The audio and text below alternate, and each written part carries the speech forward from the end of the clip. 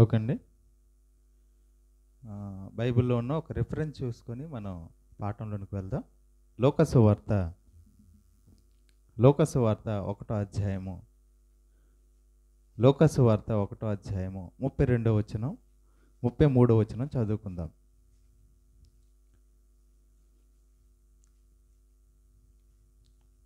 Locus వార్త మొదటి అధ్యాయం 32, 33వ వచనం చదువుకుందాం. ఆయన గొప్పవాడై, ఎవరు ఆయన అంటే యేసుక్రీస్తు గురించి చెబుతున్న మాట. 30వ వచనంలో యేసుక్రీస్తు అని, యేసు అను పేరు పెట్టెదు. ఆయన గొప్పవాడై, యేసు గొప్పవాడై సర్వోన్నతుని కుమారుడు అనబడును. ప్రభువైన దేవుడు ఆయన తండ్రి అయిన దావీదు సింహాసనమును ఆయనకిచ్చును. తండ్రి అయిన దావీదు సింహాసనం అంటే తండ్రి అయిన దావీదు యోధా గోత్రం. ఆ యోధా గోత్రంలో ఉన్న యేసుక్రీస్తు గురించి చెబుతూ ఆ సింహాసనం ఎవరికి ఇస్తాడంట? యేసుక్రీస్తుకి ఇస్తానంటున్నాడు. ఇచ్చును. ఆయన యాకోబు వంశస్థులను యుగ యుగములు ఏలును. ఆయన రాజ్యము అంతము లేనిదై ఉండును. లోకాసు వార్తలో ఈ అధ్యాయంలో రాయబడుతున్న మాట, యేసు రాజ్యం ఉందంట. యేసుకి రాజ్యం ఉందంట. ఆ రాజ్యము అంతము లేనిదై ఉంటుందంట.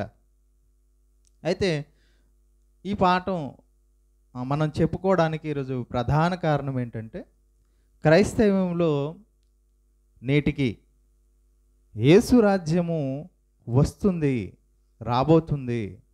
యేసు తాను రెండవ రాకడలో వచ్చేటప్పుడు తన రాజ్యాన్ని భూమి మీద తీసుకొస్తాడు. ఆ రాజ్యములో ఆయన ఏలుతాడు. ఆయనతో పాటు మనం కూడా రాజులుగా ఏలుతాం ప్రజల్ని అనే ఒక బోధ అనేది ఉంది. అంటే యేసు రాజ్యం స్థాపించబడేది రెండవ రాకడలో. యేసు రెండవసారి వస్తానని చెప్పాడు కదా, అప్పుడు ఏలుతాడు, 1000 ఏండ్ల పరిపాలన చేస్తాడు అనే ప్రకటన గ్రంథంలో ఉన్న మాటను తీసుకుని 1000 ఏండ్లు పరిపాలన యేసు భూమి మీద చేస్తాడు అని ఇలా చెప్పుకొస్తున్నారు. అసలు యేసు రాకడ గురించి ఈ భూమి మీద మొట్టమొదటిసారిగా యేసు భూమి మీదకి వచ్చాడు కదా, కన్యక గర్భవతి కుమారుని కని యేసుని కన్నది కదా. ఆ ప్రస్తావన ఎప్పటి నుంచి ఉంది? ఎప్పుడు దేవుడు ఆయన భూమి మీదకు పంపించాలని నిర్ణయించాడు అని మనం ఆలోచించగలిగితే, ఎపిసీలకు రాసిన పత్రిక 1వ అధ్యాయము, ఎపిసీలకు రాసిన పత్రిక 1వ అధ్యాయము 6వ వచనం, 4 నుంచి 6 వచనాలు మనం చదవగలిగితే, ఎపిసీలకు రాసిన పత్రిక 1వ అధ్యాయము 4 నుంచి 6 వచనాలు మనం చదవగలిగితే ఎట్లనగా, తన ప్రేమియందు తాను ఉచితముగా మనకు అనుగ్రహించి తన కృపామహిమకు కీర్తి కలుగునట్లు తన చిత్త ప్రకారమైన దయా సంకల్పము చొప్పున యేసుక్రీస్తు ద్వారా తనకు కుమారులుగా స్వీకరించుటకై మనలో ముందుగా తన కోసం నిర్ణయించుకొని, మనము తన ఎదుట పరిశుద్ధులమును నిర్దోషులమై ఉండవాలని జగత్తు పునాది వేయబడక మునిపే ప్రేమ చేత ఆయన క్రీస్తులో మనలను ఏర్పరచుకొనును. ఎప్పుడు ఏర్పాటు చేసుకున్నాడంటే యేసుక్రీస్తును పంపించాలని. తనకు పిల్లలుగా దేవునికి మనం కుమారులుగా స్వీకరింపబడ్డానికి దేవుడు ఎప్పుడు నిర్ణయించుకున్నాడంట? జగత్తు పునాది అంటే ఈ సృష్టి పుట్టింపక మునిపే యేసును దేవుడు తండ్రి నియమించాడు. ఇప్పుడు చాలామంది సువార్తకు వెళ్ళేటప్పుడు కానీ క్రైస్తవులు కనిపించినప్పుడు బయట ఉన్నవారు అంటే క్రైస్తవులు కానివారు, ఇతర దేవుల్ని ఆరాధించేవారు అంటున్న మాట ఏంటో తెలుసండి? 2000 సంవత్సరాల క్రితం వచ్చిన మీరు యేసుక్రీస్తుని ఆరాధిస్తున్నారు, ఆయన నమ్ముతున్నారు దేవుడని, మా దేవుళ్ళు పురాతనమైన దేవుళ్ళు, వీటిని వదిలేస్తున్నారు ఏంటి ముందొచ్చిన దాన్ని అని అంటున్నారు. అంటే వాళ్ళకి అర్థమైంది ఎంతవరకు అయితే, యేసు భూమి మీదకి వచ్చాడు. ఇప్పుడు డిసెంబర్ సీజన్ వచ్చేసరికి హ్యాపీ క్రిస్మస్, మేరీ క్రిస్మస్, నేడు రక్షకుడు మీ కొరకు పుట్టి అన్నాడు. 2000 సంవత్సరాల క్రితం ఇది యేసుక్రీస్తు భూమి మీద పుట్టాడు అనేసరికి యేసు 2000 సంవత్సరాల క్రితం వాడే అని ఒక ఉద్దేశం మనుషుల్లో ఏర్పడిపోయింది. యేసు పుట్టాడని కాదు, యేసు ఈ లోకానికి శరీరం ధరించుకుని వచ్చాడని చెప్పాలి సమాజానికి. అప్పుడు వాళ్ళకి అర్థం, ఆహా వచ్చాడా, వచ్చాడు అంటే ఖచ్చితంగా ఎక్కడో ఉన్నాడని ఒక అవగాహన వాళ్ళకి వద్దును. కానీ పుట్టాడు పుట్టాడు పుట్టాడు అని చెప్పేసరికి ఆహా ఓకే మీ దేవుడు 2000 సంవత్సరాల క్రితం పుట్టినవాడు అనుకుంటున్నారు. కాదండి, పరలోకములో తండ్రి యొద్ద ఉన్న యేసుక్రీస్తే ఎప్పటి నుంచి ఉన్నాడు? జగత్తు పునాది వేయబడక మునుపు, అంటే ఈ సృష్టి పుట్టక మునుపు దేవుడుగా ఉన్న క్రీస్తు భూమి మీదకి మనిషి రూపములో మనుషుల పాపము నిమిత్తం మరణించడానికి, తన ప్రాణాన్ని అర్పించడానికి 2000 సంవత్సరాల క్రితం ఈ లోకానికి రావలసి వచ్చింది. అందుకోసమే హెబ్రీయులకు రాసిన పత్రికలు ఏమంటాడు? ఈ లోకములో ప్రవేశించెను అన్న మాట రాసి ఉంటుంది. చూడండి ఒకసారి హెబ్రీయులకు రాసిన పత్రిక, హెబ్రీయులకు రాసిన పత్రిక, హెబ్రీయులకు రాసిన పత్రిక 10వ అధ్యాయం 5వ వచనం. హెబ్రీయులకు రాసిన పత్రిక 10వ అధ్యాయం 5వ వచనం. కాబట్టి ఆయన ఈ లోకమందు ప్రవేశించినప్పుడు, ఎక్కడికంట? ఈ లోకములో పుట్టినందుకు కాదంట, ప్రవేశించినప్పుడు. అంటే ఆ లోకము నుంచి, పరలోకంలో ఉన్న క్రీస్తు భూలోకంలోనికి ప్రవేశించాడంట అని చెబుతూ, ఎలా ప్రవేశించాడంట? బలియు అర్పణయు నువ్వు కోరలేదు కానీ నాకు ఒక శరీరము అమర్చితివి అంటే ఈ భూమి మీద నివసించడానికి యేసుక్రీస్తుకు శరీరం అవసరం కనుక ఆ శరీరాన్ని దేవుడే అమర్చి పంపించాడు తల్లి గర్భంలో. మనుషులు తల్లి గర్భంలో వచ్చేసరికి పుట్టుక అనుకుంటున్నారు, కానీ అదే పుట్టుక కానే కాదు. ఓకేనండి, అర్థమవుతుందా? అంటే యేసుక్రీస్తు ఎప్పటి నుంచి ఉన్నవాడు? ముందు నుంచే ఉన్నవాడు. ఓకేనా? ఆ యేసుక్రీస్తు మనల్ని ఎప్పుడు దేవునికి కుమారులుగా చేయాలనుకుంటున్నాడు తండ్రికి? అది కూడా సృష్టి పుట్టక మునిపే దేవుని ఆలోచన. ఆ ఆలోచన 2000 సంవత్సరాల క్రితం వచ్చినప్పుడే తెలిసిందా? అంతకుముందు కూడా తెలిసిందా? చెప్పండి. యేసు వస్తాడన్న సంగతి, భూమి మీదకి వస్తాడన్న సంగతి యేసు 2024 సంవత్సరాల క్రితం వచ్చినప్పుడే తెలిసిందా? అంతకుముందు కూడా తెలిసిందా?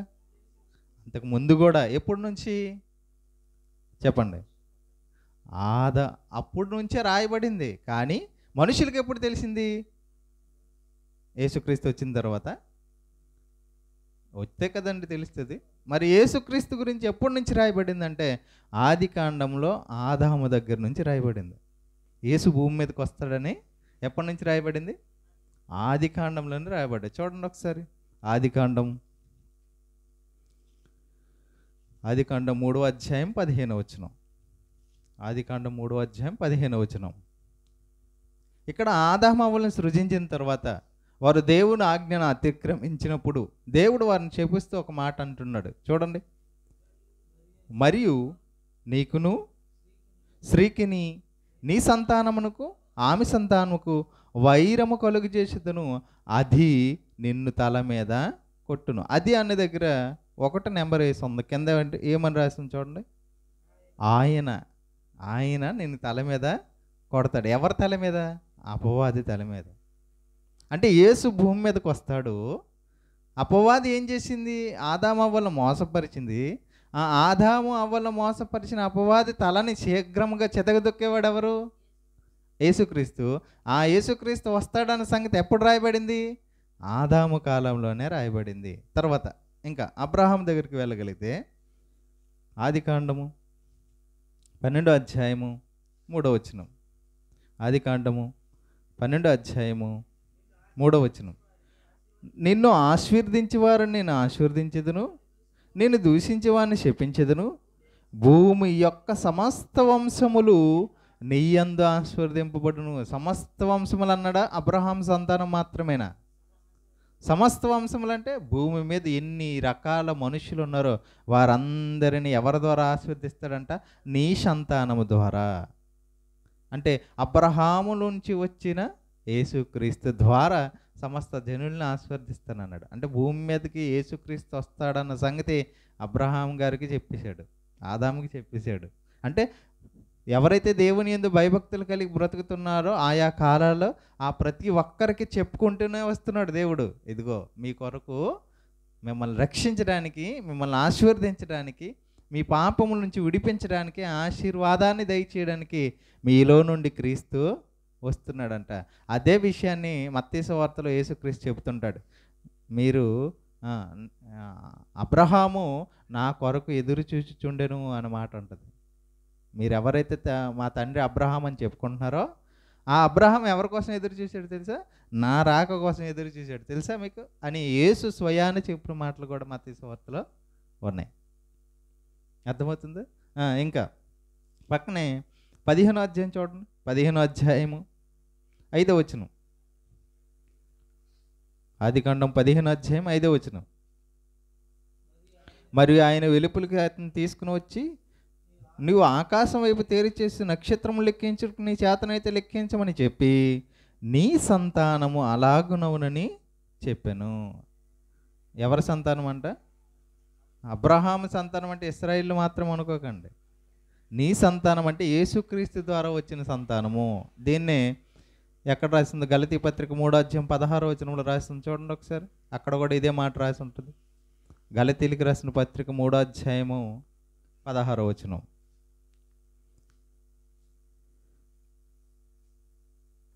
గలతీలకు రాసిన పత్రిక 3వ అధ్యాయం 16వ వచనం. అబ్రహామునకు అతని సంతానమునకు వాగ్దానములు చేయబడెను. ఆయన అనేకులను గూర్చి అన్నట్టు సంతానములకు అని చెప్పక ఒకని గూర్చి అన్నట్టుగా నీ సంతానమునకు అనెను. ఆ సంతానము క్రీస్తు. అక్కడ రాయబడిన మాట మీకు చదివించాను. నీ సంతానము ఇసుక రేణు వలె లేదా ఆకాశ నక్షత్రం వలె అన్నాడు కదా. అది అందరి గురించి కాదు. నీ సంతానం అంటే ఎవరంటే క్రీస్తు ద్వారా అనేకులని నీకు కుమారులుగా మారుస్తాను. విశ్వాసులకు తండ్రి ఎవరండి? అబ్రహాము. అంటే మనం అందరం ఎవరు? అబ్రహాముకి కుమారులు. దేని ద్వారా? విశ్వాసమును బట్టి. అంటే విశ్వాసంలో ఆయన టాపు తండ్రి, మన కొడుకులు, పిల్లలు. అది దాని గురించి చెప్తున్నాడు తప్ప అబ్రహాం గర్భాన్ని నుంచి వచ్చిన కుమారుల గురించి ఆయన చెప్పట్లేదు. అంటే ఇది ఎక్కడి నుంచి రాయబడింది? ఆది కాండం నుంచి రాయబడింది. యేసు వస్తాడు వస్తాడు వస్తాడు వస్తాడు. దేనికి వస్తాడు? ఒకటే రీజనా? ఇంకేమైనా ఉందా అని మనం ఆలోచిద్దాం. అంటే మనకు తెలిసిన విషయాలు, యేసుక్రీస్తు మనుషులు పాపాలను క్షమించడానికి వస్తాడని మనకు తెలుసు. అపవాది యొక్క చేతుల్లో నుంచి, అపవాది అంధకార సంబంధమైన శక్తుల్లో నుంచి మనల్ని తప్పించడానికి, నరకాన్ని నుంచి తప్పించడానికి యేసుక్రీస్తు వస్తాడని తెలుసు. ఇంకొక తెలుసుకోవాల్సిన విషయమే, యేసు తండ్రి రాజ్యాన్ని భూమి మీద స్థాపించడానికి వచ్చాడు. ఇక్కడ నుంచి రాయబడిన సంగతులని ఇవన్నీ ఎందుకు చెప్పానంటే యేసు పుట్టుక గురించి. అంటే భూమి మీద రావడానికి ఆ ముందు నుంచే ప్రవచనాలు ఎందుకు అవన్నీ రాయబడ్డాయి అంటే యేసు దేవుని రాజ్యం, తండ్రి రాజ్యాన్ని భూమి మీద స్థాపించడానికి వస్తున్నాడు. తన రాజ్యాన్ని భూమి మీదకి స్థాపించడానికి వస్తున్నాడు అని ఇప్పుడు నేను ఎలా చెప్పాను అనుకోండి, మీరు నమ్ముతారా? నమ్మకూడదండి. ఖచ్చితంగా ఏం చూపించాలి? నేను వాక్యం చూపించాలి. అవునా? చూడండి, దానియేలు గ్రంథం 7వ అధ్యాయము. దానియేలు గ్రంథం 7వ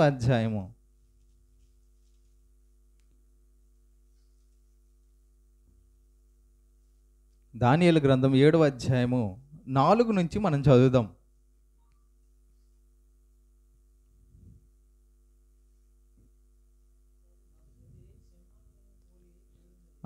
ఏడో అధ్యాయం 1వ వచనంలో ఒక వచనం చదువుకొని మనం 4వ వచనంకి వెళ్దాం. బబులోను రాజుకు బెల్షస్సరు యొక్క పరిపాలనలో, మనం రికార్డింగ్ చేస్తున్నప్పుడు అది రికార్డింగ్ ఆప్షన్ చూపించింది అంటే వైర్ పెట్టిన తర్వాత వస్తుంది కదా. బబులోను రాజుకు బెల్షస్సరు యొక్క పరిపాలనలో మొదటి సంవత్సరమున దానియేలునకు దర్శనము కలిగెను. ఓకేనా? ఇది అంటే ఆయన పరుండి ఉన్నాడంట, మంచము పైన పడక మీద పరుండి ఒక కల కన్నాడంట. ఆ కలే 4వ వచనం నుంచి మనం చదువుదాం. మొదటిది సింహమును పోలినది, దానికి పక్షిరాజు రెక్కల వంటి రెక్కలుండెను. నేను చూచుచుండగా అని ఇలాగా మొదటగా దేని గురించి చెప్తున్నాడు? సింహం గురించి చెప్తున్నాడు. ఒక జంతువుని చూశాడంట కలలో. రైట్. రెండోది 5వ వచనం, రెండవ జంతువు ఎలుగు వంటిని పోలి ఉన్నది. మూడో జంతువు గురించి వద్దాం. 6వ వచనం. అంటే మనకి టైం తక్కువ కనుక ఓకేనా? 6వ వచనం, అటు పిమ్మట చిరుతపులిని పోలిన మరి ఒక జంతువు చూశాడంట. ఓకేనా, రైట్. ఏడోది ఇంకా నాలుగోది ఏముందో చూద్దాం. అదే 6వ వచనంలో 5వ లైన్ నుంచి మనం చదువుదాం. 4వ జంతువు ఒకటి కనబడెను అని రాయబడిందా? 5వ లైన్ 6వ లైన్లో ఉంది. 4వ జంతువు ఒకటి కనబడెను, అది తనకు ముందు నుండిన ఇతర జంతువులన్నిటికీ భిన్నమైనది. అది మహాబల మహత్యములు గలది. దానికి పెద్ద ఇనుపు దంతములు 10 కొమ్ములను ఉండును. అది సమస్తమును భక్షించు తుత్తినీలుగా చేయొచ్చు, మిగిలిన దాన్ని కాళ్ళ కింద అనగదొక్కుచు ఉండెను. ఓకేనా, 4 జంతువుల గురించి చెబుతున్నాడు. ఒకటి చెప్పండి. మొదటిది సింహం, 2 ఎలుగుబంటి, 3 చిరుతపులి, 4 దీనికి విరోధమైన 10 కొమ్ములు కలిగిన. అంటే అది అక్కడ ఎందుకు ఆ జంతువు పేరు రాయబడలేదు, కానీ ఒక మృగము అని రాయబడింది కదా. అంటే వీటికి మించినదంట, అంటే వీటికంటే శక్తివంతమైనది అని ఈ జంతువులను చూపిస్తున్నాడు. ఇలాంటి విషయాలు ప్రకటన గ్రంథంలో మనం చదువుకుంటూ ఉంటాం కదా, జంతువుల గురించి. ఈ చిరుతపులి ఇవన్నీ ఎందుకు కనబడుతున్నాయి అని మనం ఆలోచించగలిగితే తర్వాత దాని విషయం ఏంటన్న సంగతి పక్కనున్న వచనాల్లో దేవుడు వాళ్ళతోనే రాపించాడు. చూడండి ఒకసారి. అదే అధ్యాయము 7వ అధ్యాయము 7వ అధ్యాయము ఎన్నో వచనం నుంచి చదువుదాం? 9వ వచనం నుంచి చదువుదాం.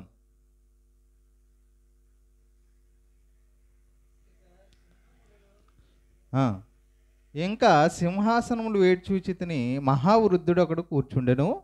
ఆయన వస్త్రము హిమవలే ధవలముగాను, ఆయన తల వెంట్రుకలు శుద్ధమైన గొర్రుబొచ్చు వలె తెల్లగాను ఉండెను. ఆయన సింహాసనము అగ్ని జ్వాలల వలె మండుచుండును, దాని చక్రములు అగ్ని వలె ఉండెను. అగ్ని వంటి ప్రవాహములు ఆయన ఎదురు నుండి ప్రవహించుచున్నను. వేవేల కొలది ఆయనకు పరిచారకులుండి, కోట్ల కొలది మనుషులు ఆయన ఎదురు నిలిచిరి. తీర్పు తీర్చుటకే గ్రంథములు తెరవబడిన. అప్పుడు నేను చూచుండగా ఆ కొమ్ముకు పలుకుచున్న మహాగర్భపాటుల నిమిత్తం వారు ఆ జంతువుని చంపినట్టు కనబడిన. తర్వాత అని ఇలా రాయబడింది కదా. 12వ వచనం, మిగిలిన ఆ జంతువుల ప్రభుత్వం తొలగిపోయాను అని ఒక మాట రాసాం. చూడండి, జంతువుల గురించి చూపిస్తూ ఏం చెబుతున్నాడంటే రాజ్యాల గురించిన వివరణ ఇస్తున్నాడు అక్కడ. దేని గురించి? రాజ్యం. మీరు ఎలా చెప్పేస్తారో అని అనుకుంటారు. 4వ అధ్యాయం చూడండి, మళ్ళీ ఒకసారి చదువుదాం. మీకు ఇంకా బాగా అర్థం అవ్వాలంటే 4వ అధ్యాయం చదువుదాం. అక్కడ అదే అధ్యాయంలో కూడా రాయబడి ఉంది. ఒకసారి చూడండి, 22 నుంచి చదివితే బాగా అర్థమవుతుంది. అదే అధ్యాయం, దానియేలు గ్రంథం 7వ అధ్యాయము. ఈ కళ ఏంటి, దాని భావం ఏంటి అనేది 7వ అధ్యాయం 22 నుంచి మనం చదువుదాం. ఆ మహావృద్ధుడు వచ్చి మహోన్నతిని పరిశుద్ధుల విషయంలో తీర్పు తీర్చే వరకు అలాగ జరుగును, కానీ సమయం వచ్చినప్పుడు ఆ పరిశుద్ధుల రాజ్యం వేలుదురని సంగతి నేను గ్రహించి, నేను అడిగిన దానికి ఆ పరిచాడుకు ఇలాగ చెప్పాడంట. దాని అర్థం అవ్వలేదు దీనికి. అప్పుడు అడుగుతున్నాడంట దానియేలు గారు. అప్పుడు చెప్తున్నాడు, ఆ 4వ జంతువు లోకంలో తక్కిన ఈ 3 రాజ్యములకు భిన్నమగు 4వ రాజ్యమును సూచించుచున్నది. దేన్ని చూస్తున్నాయి? జంతువులు రాజ్యాలని, ప్రభుత్వాలను చూపిస్తుంది. ఓకేనా, క్లియరా? అక్కడ ఉందా క్లియర్గా? అంటే మొత్తం మీరు చదివారు అనుకోండి, దాని వివరణ బాగా అర్థమవుతుంది. 4 రాజ్యాల గురించి చెబుతూ ఒక రాజ్యం ఎలాంటిదంట చెప్పండి. మొదటి రాజ్యం ఎలాంటిదంట? సింహం వంటిది. అంటే సింహం ఎలా అయితే క్రూరత్వం లేదా దాని బలం ఎలా ఉంటుందో మొదటి రాజ్యం అలా ఉంటుందంట. ఇవేవో కాదండి, ప్రపంచాన్ని ఏలిన సామ్రాజ్యాల గురించి దేవుడు ముందుగా చెబుతున్నాడు దానియేలుకి. అర్థమవుతుందా? ప్రపంచాన్ని జయించి రాజుగా వెళ్ళే ఏదైతే ప్రపంచాన్ని వెళ్ళే సామ్రాజ్యాలు ఉన్నాయో 4 సామ్రాజ్యాల గురించి చెబుతున్నాడు దేవుడు దానియేలుకి కళ ద్వారా. ఆ సామ్రాజ్యాలే మొదటిది బబులోను సామ్రాజ్యం, ప్రపంచాన్ని ఏలిన బబులోను సామ్రాజ్యం. తర్వాత వచ్చిన సామ్రాజ్యం మాదీయ పారసీక సామ్రాజ్యం. తర్వాత వచ్చిన సామ్రాజ్యం గ్రీక్ సామ్రాజ్యం. తర్వాత వచ్చిన సామ్రాజ్యం రోమా సామ్రాజ్యం. మొదటిది సింహం అన్నాడు కదా. సింహం ఏ రాజ్యాన్ని చూపిస్తుంది అంటే చెప్పండి, బబులోను సామ్రాజ్యాన్ని. తర్వాత ఎలుగుబంటి, ఇది ఏ రాజ్యాన్ని చూపిస్తుంది? ఎలుగుబంటి ఎటువంటి దాని గురించి మనం ఒకసారి చదువుకున్నాం. అదంట చివరి వరకు విడిచిపెట్టదంట. అదేనా తోడేలు గురించి చదువుకున్నా. ఎలుగుబంటి గురించి చెబుతూ ఆ రాజ్యం ఎలాంటిదంట, ఎలుగుబంటి స్వభావం ఎటువంటిదో ఆ సామ్రాజ్యం. ఏ సామ్రాజ్యం? మాదీయ పారసీక సామ్రాజ్యం. తర్వాత వచ్చే జంతువు ఏం చెప్పాడు? మూడో జంతువుగా చిరుత పులిని దేనితో సూచించాడు? ఏ రాజ్యంతో సూచించాడు? గ్రీకు సామ్రాజ్యం. నాలుగవ సామ్రాజ్యం మహాబలమైనది అన్నాడు కదా, ఆ సామ్రాజ్యం రోమా సామ్రాజ్యం. ప్రపంచాన్ని ఏలే రాజ్యాల గురించి చెబుతున్నాడు. ఈ రాజ్యాలు ఎప్పుడెప్పుడు ఏలాయి అని మనం చరిత్రలో చూసుకున్నాం అనుకోండి. క్రీస్తు పూర్వం 605 సంవత్సరం నుంచి 539 వరకు, క్రీస్తు పూర్వం అంటే యేసుక్రీస్తు భూమి మీదకి రాకముందు 605 సంవత్సరం నుంచి 539 బీసీ మొదటి సామ్రాజ్యం బబులోను సామ్రాజ్యం ఏలింది. తర్వాత వచ్చిన సామ్రాజ్యం మెడో పెర్షియన్ మాదీయ పారసీక సామ్రాజ్యం. ఇది ఇప్పుడు ఎన్ని సంవత్సరాలు ఏలిందంటే 539 సంవత్సరం నుంచి 531 331 బీసీ. 539 నుంచి 331 వరకు బీసీ. తర్వాత వచ్చిన సామ్రాజ్యం గ్రీకు సామ్రాజ్యం. గ్రీకులు, ఓకేనా, గ్రీకు సామ్రాజ్యం. గ్రీకు వీరుడు అని ఒక ఆయనకి పేరు, మీరు విన్నారో లేదో కదా. గ్రీకు సామ్రాజ్యం 331 నుంచి బీసీ 168 వరకు ఈ గ్రీకు సామ్రాజ్యం పాలించింది ప్రపంచాన్ని, ఓకేనా. తర్వాత వచ్చిన సామ్రాజ్యం రోమా సామ్రాజ్యం 168 బీసీ నుంచి 476 ఏడీ వరకు, అంటే క్రీస్తు శకం అంటే యేసు వచ్చి తిరిగి వెళ్ళిపోయిన 476 సంవత్సరాల వరకు రోమా సామ్రాజ్యం వెళ్ళింది. ఈ అధ్యాయం మొత్తం మనం చదువుకున్నాం అనుకోండి, ఆ జంతువుల గురించి రాయబడిన దాని అర్థాలన్నీ దాని గురించి రాయబడతాయి అన్నమాట, ఓకేనా. ఈ 4 సామ్రాజ్యాలను మించిన మరొక సామ్రాజ్యం వస్తుంది అని ఈ 4 జంతువుల గురించి చెబుతూ అక్కడ ఉందో చూడండి ఒకసారి. 17వ వచనం చూడండి, 7వ అధ్యాయం 17వ వచనం. ఎట్లనగా ఈ మహాజంతువులు 4 అయ్యుండి లోకమందు ప్రభుత్వం చేయబోవు 4 రాజులను సూచించుచున్నది. లోకమందు ప్రభుత్వం చేయు 4 రాజ్యాలు, 4 రాజుల గురించి అంట. రాజులను సూచించుచున్నది, ప్రభుత్వాల గురించి, రాజ్యం గురించి చెబుతుందంట. ఈ 4 సింహం అంటే అంత క్రూరంగా ఉంటుంది అని ఆ రాజుల యొక్క పరిపాలన గురించి చెప్పబడుతుంది, ఓకేనా. ఆ తర్వాత ఒక రాజ్యం వస్తుందంట, అది చూడండి పైన వచనంలో 12వ వచనం. మిగిలిన ఆ జంతువుల ప్రభుత్వం తొలగిపోయిను, సమయం వచ్చే వరకు అవి సజీవుల మధ్యన ఉండవాలని ఒక సమయం, ఒక కాలం వాటికి ఏర్పాటైంది. అంటే 4 సామ్రాజ్యాలకి కాలం అనేది నిర్ణయించాడు దేవుడు, ఓకేనా. ఈ 4 ఇప్పుడు చెప్పబడిన 4 సామ్రాజ్యాలు. తర్వాత ఏమంటున్నాడు? రాత్రి కలిగిన దర్శనం నేను ఇంకా చూచుచుండగా ఆకాశ మేఘారూఢుడే మనుష్య కుమారుని పోలిని ఒకడు వచ్చి ఆ మహావృద్ధుడకు వాని సన్నిధిని ప్రవేశించాడంట. ఆయన సముఖమునికి తేబడిను సకల జనులను, రాష్ట్రములను, ఆయా భాషలు మాట్లాడేవారును ఆయన సేవించినట్లు ప్రభుత్వమును, మహిమయు, ఆధిపత్యమును ఆయన ఇయ్యబడిను. ఆయన ప్రభుత్వం శాశ్వతమైనదే, అది అన్నిటికీ తొలగిపోదు. ఆయన రాజ్యం ఎప్పుడును లయము కాదు. ఈ 4 రాజ్యాల తర్వాత ఇంకొక రాజ్యం వస్తుంది అని చెబుతున్నాడు. ఆ రాజ్యం అంట మనుష్య కుమారుడు చేస్తాడంట. ఆ మనుష్య కుమారుడు ఎవరు? యేసుక్రీస్తు ప్రభువు. అర్థమవుతుందా? అంటే 4 సామ్రాజ్యాల తర్వాత వచ్చే సామ్రాజ్యం ఒకటి ఉంది, దానికి అంతము లేదంట. అది శాశ్వతమైన రాజ్యం అంట. అందులో ఎవరు ఉంటారంట?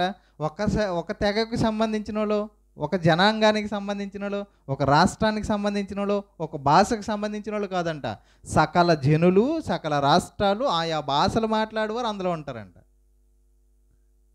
అది ఎవరు ఏర్పాటు చేస్తారంటే మహావృద్ధుడు, అంటే ఎక్కువ కాలం నుంచి ఉన్నవాడు కదా దేవుడు.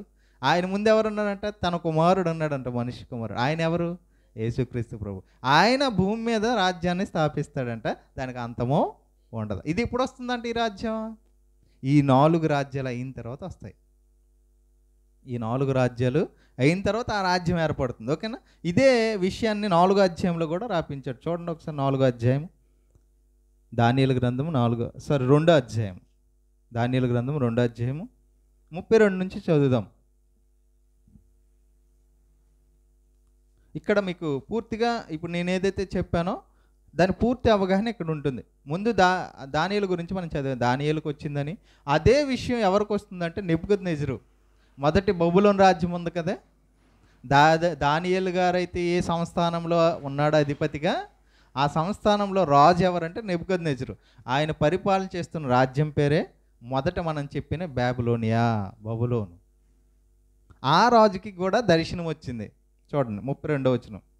32 లేదు, పైన 25వ వచనంలో.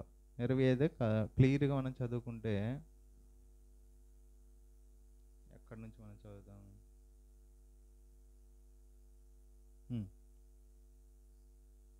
26. రాజు నేను చూచిన కలియు, ఇక్కడ నెబుకద్నెజరుకి ఒక కళ వచ్చిందంట. కళ మరిచిపోతాడంట, భావం చెప్పమంటున్నాడు. కలియు దాని భావం తెలియజెప్పు నీకు సఖ్యమా అని దానియేలుని అడిగాడంట. అప్పుడు దేవునికి ఆయన ప్రార్థన చేశాడు. అప్పుడు అక్కడ చెబుతున్నాడు అనమాట. ఎన్నో వచనం నుంచి దాని ప్రతిమ గురించి చెప్తాడు, చూడండి ఒకసారి. 31 నుంచి ఏ కళ వచ్చిందో దాని భావం ఏంటో ఎవరికి తెలియజేస్తున్నాడు దానియేలు గారు? నెబుకద్నెజరు రాజు చెప్తున్నాడు. 31 రాజా, తాము చూచుచుండగా బ్రహ్మాండం ఒక ప్రతిమ మనకు ప్రతిమ కనబడిను కదా, ఈ గొప్ప ప్రతిమ మహాప్రకాశమును భయంకరమైన రూపం గలదే తమరి ఎదుట నిలిచెను. అంటే రాజుగారికి రాత్రి కళ వచ్చింది. ఆ కళలో ఏం కనిపించిందంట? ప్రతిమ అంటే విగ్రహం, పెద్ద విగ్రహం కనిపించిందంట. ఆ విగ్రహం ఎలా ఉందో చెబుతున్నాడు, చూడండి. 32వ వచనం. భయంకరమైన రూపం ఉందంట, అది భయంకరంగా ఉందంట రూపం. ఇప్పుడు చెబుతున్నాడు, ఆ ప్రతిమ యొక్క శిరస్సు మేలిమి బంగారము. ఇప్పుడు మళ్ళీ పోల్చుతున్నాడు. మనం ముందు దేంతో పోల్చబడింది చెప్పండి? జంతువులతో పోల్చాడు కదా. సింహము, ఎలుగుబంటి, చిరతపులి, మహాక్రూరమైన బలాఢ్యం గలిదే 4 జంతువుల గురించి చెప్పాడా? మళ్ళీ ఇక్కడ దేంతో చెప్తున్నాడు? లోహాలతో చెప్తున్నాడు. బంగారము, మేలిమి బంగారం అన్నాడు. బంగారం మొట్టమొదటిది. తర్వాత మయమైనది ఉన్నది, దాని రొమ్మును భుజములు వెండివి. 2వ లోహం చెప్తున్నాడు, వెండి. దాని ఉదరము తొడలను ఇత్తడి గురించి చెప్తున్నాడు. దాని మోకాళ్ళు ఇనుపువి. ఇక 4 సామ్రాజ్యాల గురించి చెప్పాడు. ఒకటే ఏమని చెప్పాడు? బంగారము, వెండి, ఇత్తడి, ఇనుము. ఓకేనా? 4 సామ్రాజ్యాల గురించి చెబుతున్నాడు.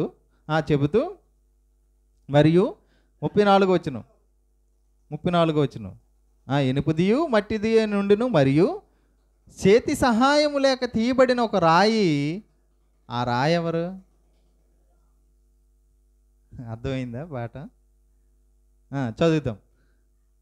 ఇనుమును మట్టియు కలిసిన ఆ ప్రతిమ యొక్క పాదముల మీద పడి దాని మీద పాదములు తుత్తి నిలుగు వెరగొట్టినట్టు తమకు కనబడెను. అంతటి ఇనుమును మట్టి, ఇత్తడి, వెండి, బంగారం ఏకంగా దంచబడి కళ్ళములోని చెత్తవలె కాగా వాటికి స్థలం ఎచ్చడిని దొరకకుండా గాలికి వాటిని కొట్టుకొని పోయేను. ప్రతిమను వెరగొట్టిన ఆ రాయి సర్వభూతలమంత మహాపర్వతం అయ్యిందంట. అంటే 4వ సామ్రాజ్యం తర్వాత వచ్చే యేసుక్రీస్తు భూమి మీద స్థాపించే సామ్రాజ్యం గురించి చెబుతూ అది ఎలా వచ్చిందంటే ఒక రాయిగా వచ్చి సర్వభూతలమంత మహాపర్వతం అయిపోయిందంట. సర్వభూతలమంత మహాపర్వతం అయిపోయింది. అంటే ఈ 4 సామ్రాజ్యం పొడిగా దంచి పక్కన పడేసింది. 4వ సామ్రాజ్యంగా వచ్చిందంట, భూమి మొత్తం వ్యాపించేసిందంట.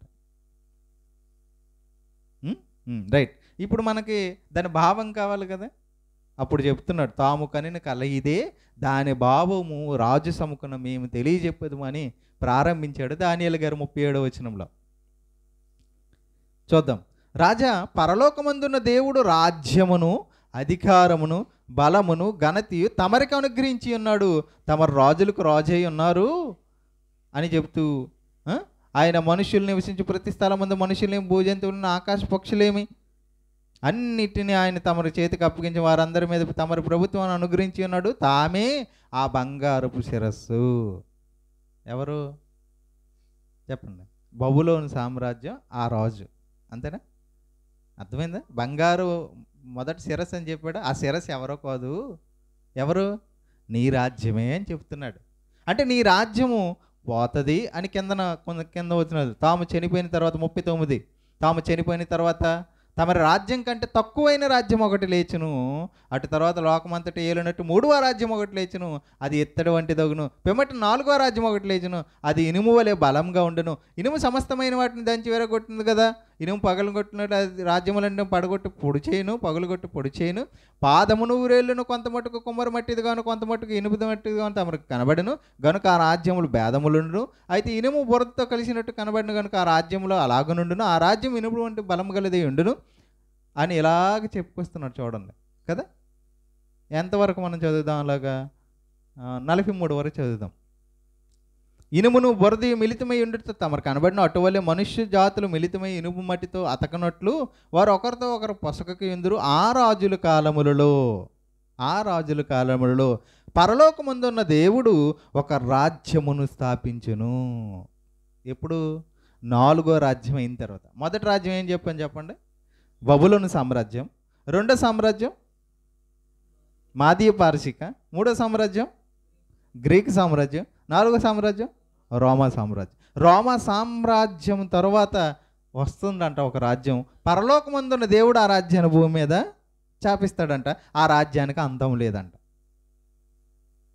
ఆ రాజ్యాన్ని స్థాపించేది ఎవరంట? దేవుని ఎదుటున్న మనుష్య కుమారుడు. ఆ రాజ్యమే యేసుక్రీస్తు రాజ్యం. ఆ రాజ్యానికి అంతముందా? మరి 1000 ఏళ్ళు పరిపాలన చేస్తామంటే ఏంటి? అంతం లేనిదని దేవుడు చెప్తుంటే 1000 సంవత్సరాలే పరిపాలన చేస్తానన్న రాంగ్గా రైట్? మీరు చెప్పండి. లోకసువార్త మనం చదువుకున్నాం, ఆయన రాజ్యం యుగ యుగములను ఏలును, దానికి అంతము లేదు. అంటే ఎల్లప్పుడూ ఉండేది ఈ రాజ్యం, ఎల్లప్పుడూ ఎన్ని సంవత్సరాలైనా రాజ్యం చేస్తుంది అని దేవుడు చెప్తుంటే 1000 సంవత్సరాలకు పరిమితి చేయొచ్చా మనం? చేయకూడదు, రైట్? ఆ రాజ్యము ఎలా వస్తుందో చెప్పుకుంటున్నాడు కిందన. అది ముందు చెప్పిన రాజ్యములన్నింటినీ పగలగొట్టి చూడండి, ఆ పరలోకమందున్న దేవుడు ఒక రాజ్యం స్థాపించింది, దాని అన్నిటికీ నాశనం కలుగుదు. ఆ రాజ్యం దాన్ని పొందిన వారికే కాక మరి ఎవరికి నీ చెందదు. పొందిన వారికే, అంగీకరించిన వారికే కదా రాజ్యం, రైట్? అది ముందు చెప్పిన రాజ్యములన్నింటినీ పగలగొట్టి నిర్మూలం చేయను, కానీ అది యుగ యుగముల వరకు నిలుచును. అర్థమవుతుంది ఇప్పుడు? నేను ముందు చెప్పిన సందర్భాన్ని కానీ ఈ చెబుతున్న సందర్భాన్ని కానీ దేని గురించి చెప్పబడుతుందంటే దేవుడు తన రాజ్యాన్ని భూమి మీద స్థాపిస్తాడు. దేవుడు తన రాజ్యాన్ని భూమి మీద స్థాపిస్తాడు. ఈ సామ్రాజ్యాలు, చెప్పబడిన సామ్రాజ్యాలు బైబిల్లో ఉన్న సామ్రాజ్యాలు మాత్రం అనుకోకండి, చరిత్రలో జరిగిన సామ్రాజ్యాలు. అది గుర్తు చేసుకోండి. మీకు సంవత్సరాలు ముందు చెప్పాను కదా, ఎందుకు చెప్పాను చెప్పండి? జరిగింది కాలం. నేను ఎందుకు చెప్పాను? BC AD అని చెప్తున్నాను కదా సంవత్సరాలు. మొదటి సామ్రాజ్యం ఈ సంవత్సరాల్లో. బబులోను సామ్రాజ్యం 605 నుంచి 539 క్రీస్తు పూర్వం. మాదీయ పారసీక 539 నుంచి 331 క్రీస్తు పూర్వం. గ్రీకు సామ్రాజ్యం 331 నుంచి 168 క్రీస్తు పూర్వం. రోమా 168 క్రీస్తు పూర్వం. క్రీస్తు తర్వాత, క్రీస్తు వచ్చిన తర్వాత 476. ఇవన్నీ ఎందుకు చెప్పాను? క్రీస్తు శకం అని. ఈ కాలాల్లో జరిగింది, భూమి మీద సామ్రాజ్యాలు జరిగాయి. అబద్ధం అనుకోకండి. ఇది తెలియకే చాలామంది క్రీస్తు రాలేదని చెప్పేవాళ్ళు కూడా ఉన్నారు, అర్థం కాక. చరిత్ర ఆధారాలు ఉన్నాయి బైబిల్కి. ఉట్టుట్టు మాటలు కల్పితాలు కాదు ఇవి. ఏవి? ఉట్టొట్టి మాటలు కాదు, కల్పితాలు కాదు. చరిత్రలో జరిగిన సందర్భాలను దేవుడు గ్రంథంలో రాయించాడు. ఎందుకంటే ఆయన నువ్వు పట్టుకున్నది ఎంత గొప్పదో నీకు తెలియాలని దేవుడు ప్రతి దాన్ని రాయించాడు. చరిత్ర ఆధారాలు కలిగిన గ్రంథం బైబిల్. కోట్ల సంవత్సరాలు, లక్షల సంవత్సరాలు అని చెప్పే గ్రంథం కాదు. కథల పుస్తకం అసలు కాదు. చరిత్ర కలిగిన, చారిత్రక, భౌగోళిక ఆధారాలు కలిగిన బైబిల్ గ్రంథం ఈ గ్రంథం. యేసుక్రీస్తు స్థాపిస్తాడని తండ్రి తన రాజ్యాన్ని స్థాపిస్తానన్నాడు. ఎవరి కాలంలో? రోమా కాలం, రోమా సామ్రాజ్యపు కాలంలో. మరి దేవుడు స్థాపించాడా? చూద్దాం ఇప్పుడు. స్థాపించాడా? చూద్దాం. మత్తయి సువార్త 3వ అధ్యాయం 2వ వచనం. మత్తయి సువార్త 3వ అధ్యాయము 2వ వచనం. మత్తయి సువార్త 3వ అధ్యాయం 2వ వచనంలో బాప్టిజం ఇచ్చిన యోహాను సువార్త ప్రారంభిస్తున్నాడు. ఏమని? పరలోక రాజ్యం సమీపించి ఉన్నది. మనం ఎంతవరకు చెప్పుకున్నాం? దేవుడు తన రాజ్యాన్ని భూమి మీద స్థాపిస్తాడు. ఇది యోహాను గారికి బయలుపరచబడింది. యోహాను గారు ఏమంటున్నారు? పరలోక రాజ్యము సమీపించి ఉన్నదంటే దాని అర్థం ఏంటి? దగ్గరలో ఉంది, అంతేనా? మరి ఆయన మాత్రమే అలా ప్రకటించాడా? 4వ అధ్యాయం 17వ వచనం. మత్తయి సువార్త 4వ అధ్యాయం 17వ వచనం.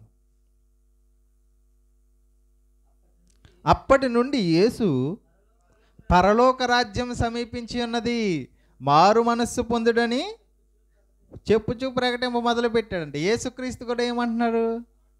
పరలోక రాజ్యం సమీపిస్తుంది అంటే దగ్గరలో ఉంది అని యేసు కూడా రాజ్యం వస్తుందని చెప్తున్నాడు. అవునా? తర్వాత 6వ అధ్యాయము 10వ వచనం. 6వ అధ్యాయము 10వ వచనం. 6వ అధ్యాయము 10వ వచనం. నీ నామం పరిశుద్ధపరచబడును గాక, నీ రాజ్యము వచ్చుగాక. ఈ శిష్యులకి యేసుక్రీస్తు ప్రార్థన నేర్పిస్తే ఏమంటున్నాడంటే, సమీపించి ఉన్నదని ప్రకటించని యేసే రాజ్యం రావాలని ప్రార్థన చేయను ఆయన అని శిష్యులకు చెబుతున్నాడు. రాజ్యం రావాలని ఏం చేయమంటున్నాడు? ప్రార్థన చేయమని శిష్యులకు చెబుతున్నాడు. మార్కు సువార్త 9వ అధ్యాయం 1వ వచనంలో ఏమంటున్నాడు చూడండి. మార్కు సువార్త 9వ అధ్యాయము 1వ వచనం. మరియు ఆయన ఇక్కడ నిలిచి ఉన్న వారిలో కొందరు దేవుని రాజ్యం బలముతో వచ్చుట చూచి వరకు మరణము రుచి చూడరు. దేవుని రాజ్యం నీ భూమి మీదకు వస్తుంది, ఆ రాజ్యం నువ్వు చూసినంత వరకు నీకు చావే లేదు. ఈ మాట ఎప్పుడు చెప్పాడు యేసు? యేసుక్రీస్తు కాలంలో చెప్పాడు. ఇప్పటికి ఎన్ని సంవత్సరాలు అవుతుంది? 2024 సంవత్సరాలు. ఒక 30 సంవత్సరాలు తీసేసి పోనీ 2000 సంవత్సరాలు అనుకుందాం. ఒకవేళ యేసు రాజ్యం రాలేదని నువ్వంటే ఈ మార్కు సువార్త 9వ అధ్యాయం 1వ వచనంలో ఉన్న మాట ఏమవ్వాలి? ఇక్కడ నిలిచి ఉన్న వారిలో, తన ముందు చాలామంది ప్రజలు ఉన్నారు, అక్కడ నిలిచిన వారితో యేసు ఏం చెప్తున్నాడు? నా ఇక్కడ దేవుని రాజ్యం బలముతో వచ్చుట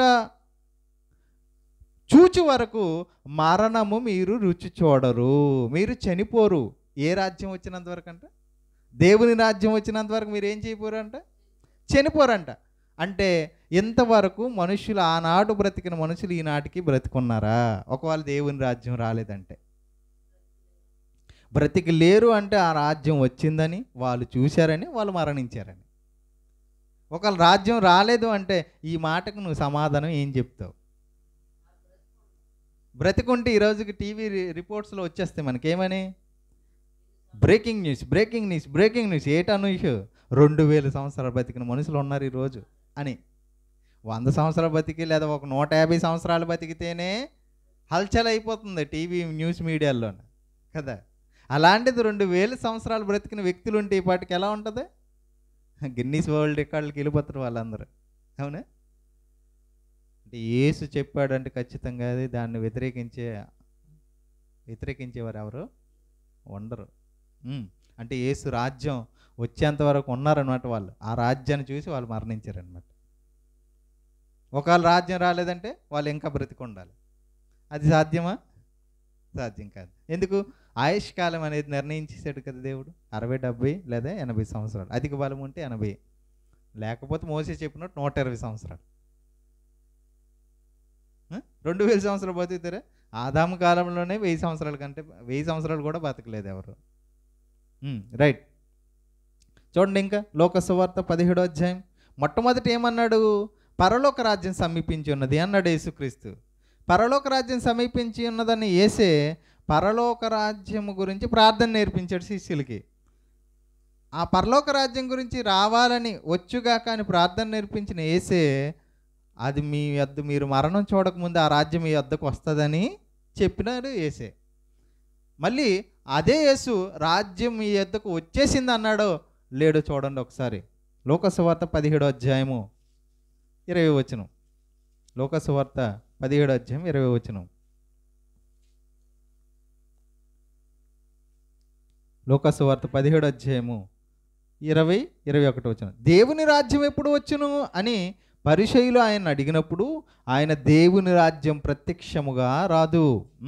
ఎందుకనగా ఇదిగో దేవుని రాజ్యం మీ మధ్యనే ఉన్నది, దేవుని రాజ్యం మీ మధ్యనే ఉన్నది, సమీపించిందన్నాడు రాజ్యం.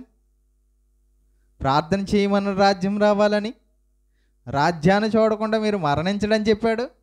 ఆ రాజ్యం మీ మధ్యనే ఉంది నాయనా, ప్రత్యక్షంగా రాదు అని చెప్పాడు. ఆ రాజ్యం మీరే అని మిగతా వచనాలు మనం చదువుతాం. అర్థమవుతుందా? మీ మధ్యనే ఉన్నది. ఎందుకు ఈ మాట చెప్తున్నాడంటే, ఇదిగో యెరూషలేములో వస్తుందని ఒకళ్ళు చెప్తారు.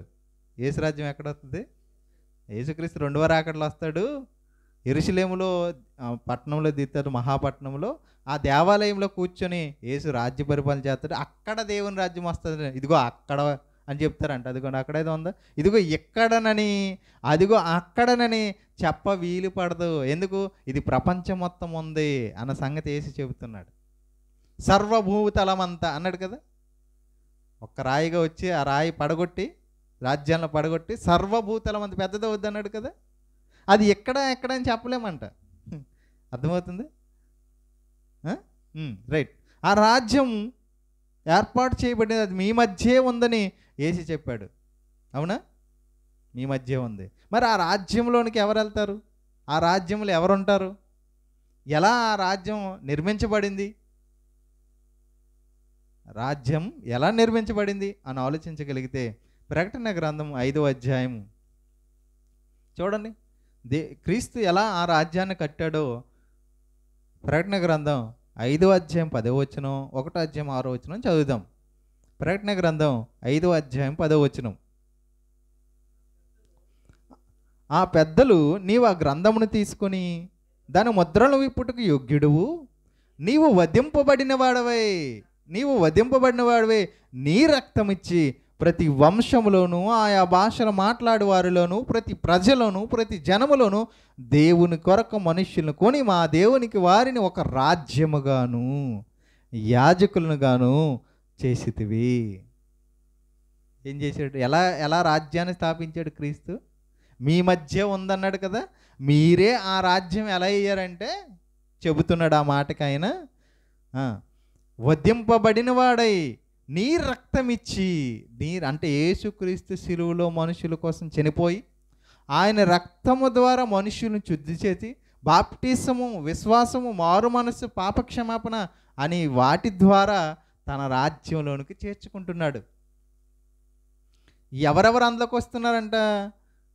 ప్రతి వంశంలోనూ. దానియేలు గ్రంథం మనం ఏం చదువుకున్నాం? ప్రతి భాషలోను, ప్రతి రాష్ట్రంలోనూ అని చదువుకున్నాము. అదే మాట ఎక్కడ కూడా మళ్ళీ రాయబడుతుంది. ప్రతి వంశంలోనూ, ఆయా భాషలు మాట్లాడు వారిలోను, ప్రతి జనములోనూ దేవుని కోసం మనుషులను కొని ఒక రాజ్యంగా, యాజకులుగా చేశాడు. 1వ అధ్యాయం ప్రకటన గ్రంథం 1వ అధ్యాయం 6వ వచనం.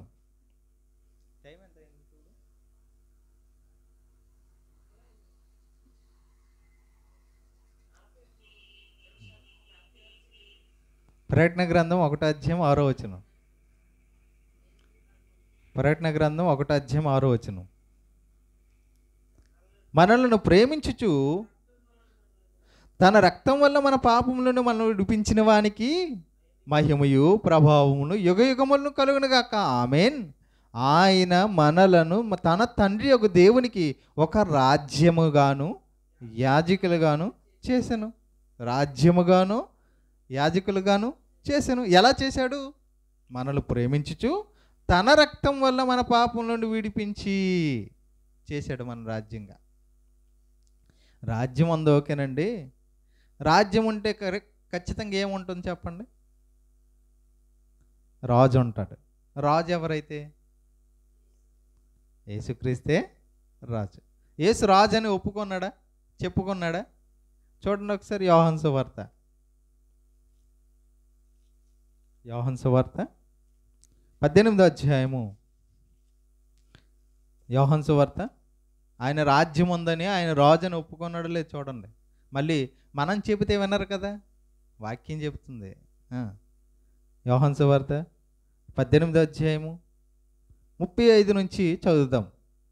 అందుకు పిలాతు, నేను యూదుడినైనేమి, నీ స్వజనమును ప్రధాని నిన్ను నాకు అప్పగించరు కదా, నీవేమి చెప్పుతావని అడుగ్గా యేసు, నా రాజ్యము ఈ లోక సంబంధమైనది కాదు అంటే పైన అడిగాడు అనమాట. నువ్వు యూదుల రాజువా? 33వ వచనంలో అడుగుతున్నాడు. దానికి ఆన్సర్గా యేసుక్రీస్తు సమాధానం చెబుతున్నాడు. ఏమని? యేసు, నా రాజ్యము ఈ లోక సంబంధమైనది కాదు. మీరు అనుకుంటున్నారుగా కత్తులు కటారాలతోని గుర్రాలతోని యుద్ధాలు చేసి చేయబోతుంది, ఆ రాజ్యం నాది కాదు. యేసు, నా రాజ్యం ఈ లోక సంబంధమైనది కాదు, నా రాజ్యం ఈ లోక సంబంధమైనదే అయితే నేను యూదులకు అప్పగింపబడుకున్నట్లు నా సేవకులకు పోరాడుదురు కానీ నా రాజ్యం ఏ సంబంధమైనది కాదని. అందుకు పిలాతు, నీవు రాజువా అని ఆయనను అడుగగా యేసు, నీవన్నట్టు నేను రాజునే, సత్యమును గూర్చి సాక్ష్యం ఇచ్చుటకు నేను పుట్టి తిని. అంటే సత్యము స్థాపించేవాడే రాజు. భూమి మీద వాక్యాన్ని స్థాపించిన వాడు యేసుక్రీస్తు. సత్యాన్ని ప్రకటించడానికి వచ్చాడు రాజు. ఆ సత్యాన్ని ప్రకటిస్తున్న మనము రాజులమే. రాజులుగాను యాజకులుగాను చేసిద్దన్నాడు కదా. నువ్వన్నట్టు నేను రాజునే అన్నాడు. రాజ్యం ఉందనే అంటున్నాడా లేదంటున్నాడా? రాజ్యం ఉందనే చెబుతున్నాడు యేసు. ఆ రాజ్యానికి రారాజును నేనే అని చెబుతున్నాడు యేసు. మరి రాజ్యం ఉంటే ఏముండాలి? చట్టం ఉండాలి. మన ప్రభుత్వం ఉంది, మనకు ఒక రాజ్యాంగం ఉందా లేదా? చెప్పండి రా, రాజ్యాంగం ఉందా? ప్రతి దేశానికి ఒక్కొక్క రాజ్యాంగం ఉంటుంది. మరి యేసు రాజ్యానికి రాజ్యాంగం ఏంటి? చట్టం ఏంటి? బైబిల్ అర్రా, బైబిల్. ఇదేంటిది? చట్టం, గాడ్స్ లా, దేవుని చట్టం. చూడండి, కీర్తనల గ్రంథం 81వ అధ్యాయం 4వ వచనం. కీర్తనల గ్రంథం 81వ అధ్యాయం 4వ వచనం చదవండి. కీర్తన గ్రంథం 81వ అధ్యాయం 4వ వచనం. అది ఇశ్రాయేలులకు కట్టడ, యాకోబు దేవుడు నిర్ణయించిన చట్టము. ధర్మశాస్త్రం గురించి చెబుతూ, వాళ్ళ గురించి చెబుతూ, ఆజ్ఞల గురించి చెబుతూ, దేవుని మాటల గురించి చెబుతూ, అది దేవుడు నిర్ణయించిన చట్టము. బైబిల్ అనేది ఆ రాజ్యానికి లా, చట్టం. రాజ్యాంగం, దేవుని రాజ్యం ఉంది కదా, క్రీస్తు రాజ్యం ఉంది కదా, ఆ రాజ్యంలో బైబిలే చట్టం. ఆ రాజ్యానికి రారాజు క్రీస్తే. ఆ రాజ్యము సంఘమే, మనమే. చూడండి, ఇంకా అవునా కాదో ఇంకా మనకు డౌట్లు కదండి. కొలస్సీలకు రాసిన పత్రిక 1వ అధ్యాయం 13వ వచనం. కొలస్సీలకు రాసిన పత్రిక 1వ అధ్యాయం 13వ వచనం.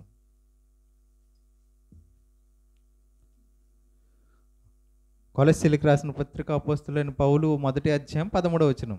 ఆయన మనలను అంధకార సంబంధమైన అధికారముల నుండి విడుదల చేసి తాను ప్రేమించిన తన కుమారుని యొక్క రాజ్య నివాసులుగా చేసెను. ఎలా చేశారంట? మన పాపము నుంచి మనం విడిపించి దేవుని రాజ్యంలో, క్రీస్తు కుమారుడైన క్రీస్తు యొక్క రాజ్యంలో నివాసులుగా, కుమారుని యొక్క తాను ప్రేమించిన తన కుమారుని యొక్క రాజ్య నివాసులుగా చేసెను. రాజ్య నివాసులుగా ఏం చేశాడు? మనల్ని ఎలా చేశాడు చెప్పండి? ఆయన రక్తం ఇచ్చి మనం కొన్నాడు. విలువ పెట్టి మీరు కొనబడిన వారు అని బైబిల్లో చెప్పబడింది కదా. అంతే, ఆ రాజ్యంలోనికి ఎవరైనా ఎంట్రీ అవ్వాలా? లోపలికి ప్రవేశించాలా? దేవుని క్రీస్తు భూమి మీద స్థాపించిన ఈ దేవుని రాజ్యంలోనికి ప్రవేశించాలా? అయితే క్రీస్తు రక్తంలో కడగబడాలి, నమ్మి బాప్టిజం పొందాలి, పాపం నుంచి విడుదల పొందాలి, మారు మనస్సు పొంది ఆ రాజ్యంలోకి చేరాలి. దేవుని రాజ్యంలోకి చేరాలని ఎంతమందికి ఉందండి? ఉందా? ఈ రాజ్యంలో ఉంటేనే ఆ రాజ్యానికి చేరుతావు పరలోకం.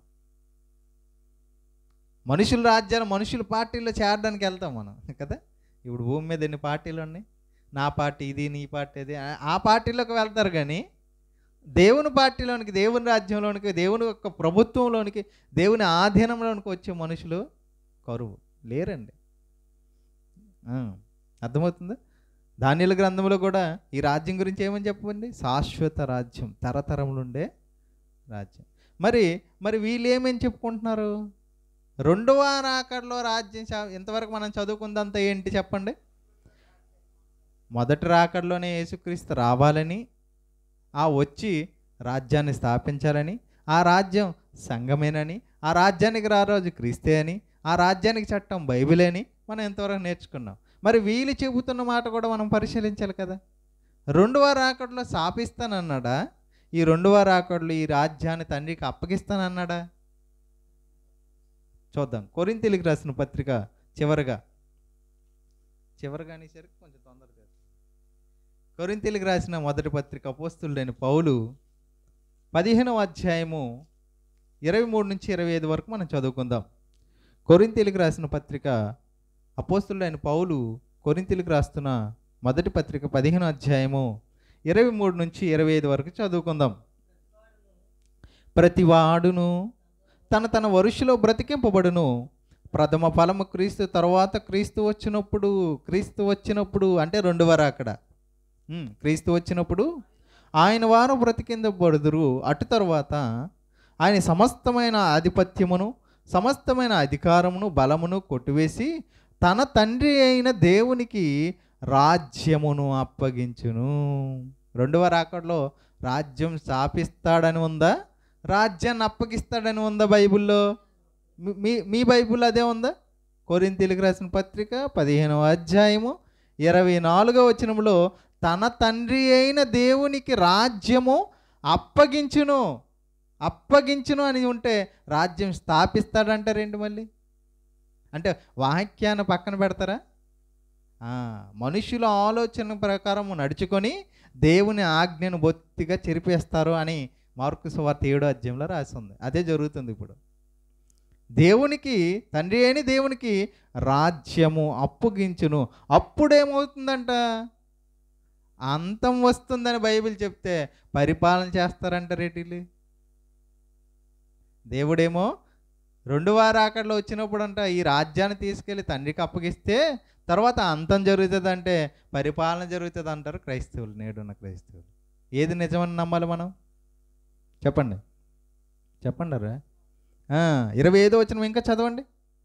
ఎందుకనగా తన శత్రువులందరినీ తన పాదముల కింద ఉంచి వరకు ఆయన రాజ్య పరిపాలన చేయుచుండవలెను. చేస్తాడు అని ఉందా? చేయుచుండవలెను అని ఉందా? కంటిన్యూస్ టెన్స్ అంటారు దీన్ని. జరుగుతుంది, పరిపాలన జరుగుతుంది. ఎలా జరుగుతుంది? వాక్యం ద్వారా పరిపాలన జరుగుతుంది. ఇదే మాట ప్రకటన గ్రంథం 2వ అధ్యాయం 26వ వచనంలో చూడండి ఒకసారి. ప్రకటన గ్రంథం 2వ అధ్యాయం 26వ వచనం. ప్రకటన గ్రంథం 2వ అధ్యాయం 26వ వచనం. నేను నా తండ్రి వలన అధికారం పొందినట్టు జయించుచు అంతం వరకు నా క్రియలు జాగ్రత్తగా చేయవానికి జనుల మీద అధికారం ఇచ్చెదను. అతడు ఇనుప దండంతో వారిని ఏలును. వారు కుమ్మరవాని పాత్ర వలె పగలగొట్టుదురు. ఏం చేస్తారంటే ఏలుతారంట. ఎలాగా? వాక్యాన్ని చేత పట్టుకొని మనుషుల యొక్క హృదయాలను పగలగొడేస్తామన్నమాట. వాక్యం ఏమవుతుంది? 2 అంచెల ఖడ్గం గలదే, ఎటువంటి వాడైనా హృదయ ఆలోచనలోకి దూరిపోయి మనుష్యుల మనసులు మారుస్తుందా? దాన్నే ఏలడం అంటారు. వాక్యం చేత పట్టుకుని ప్రజల్లోకి వెళ్ళి వాక్యం ప్రకటించడమే పరిపాలన చేయడం. అంతే తప్ప గుర్రం మీద కూర్చొని కిరీటం పెట్టుకొని ఇది కాదు, నా రాజ్యం ఈ లోక సంబంధమైనది కాదని యేసు అంత క్లియర్గా చెప్తున్నాడు. యేసు ఎక్కడైనా ఒక కుర్చీ వేసుకొని రాజు అవ్వాలంటే, యేసు రాజు అవ్వాలంటే ఆయనకు ఒక సింహాసనం ఉండాలి. ఆయన పక్షాన యూదులందరూ ఒక రాజ్యంగా తయారవ్వాలి. ఆయన సింహాసనం మీద కూర్చుని ఆజ్ఞలు ఇవ్వాలి. అలాగే ఎక్కడైనా ఇచ్చాడు బైబిల్లో? అంటే వాక్యాన్ని ప్రకటించి రాజ్యాన్ని స్థిరపరిచాడు ఆయన, ప్రారంభించాడు ఆయన. ఆ రాజ్యంలో ఉన్న మనం రాజ్య పరిపాలన చేస్తున్నామని దేవుడు చెప్తున్నాడు. అది ఎలాగా? వాక్యం చేత పట్టుకొని జ్యోతుల వలె లోకంలోకి వెళ్ళి వాక్యం ప్రకటిస్తున్నావు అంటే నువ్వు రాజ్యం చేస్తున్నావు. నువ్వు రాజులను. పేతురు పత్రికలో చివరి మాట ఒకసారి చదువుదాం. పేతురు రాసిన పత్రిక, పేతురు రాసిన మొదటి పత్రిక 2వ అధ్యాయం 9వ వచనం. పేతురు రాసిన మొదటి పత్రిక 2వ అధ్యాయం 9వ వచనం. అయితే మీరు చీకటిలో నుండి ఆశ్చర్యకరమైన తన వెలుగులోనికి మిమ్మల్ని పిలిచిన వాని గుణాతిశయములు ప్రచురము చేయ నిమిత్తము ఏర్పరచబడిన వంశమును రాజులైన యాజక సమూహం. రాజులు యాజకులు మీరే. అధికారం మనకి ఇచ్చాడా? ఇనుప దండం అంటే వాక్యం అండి. తుత్తునీలుగా చేయనన్నాడా? వాక్యంతో చెదగొట్టేయాలి అంటున్నాడు దేవుడు.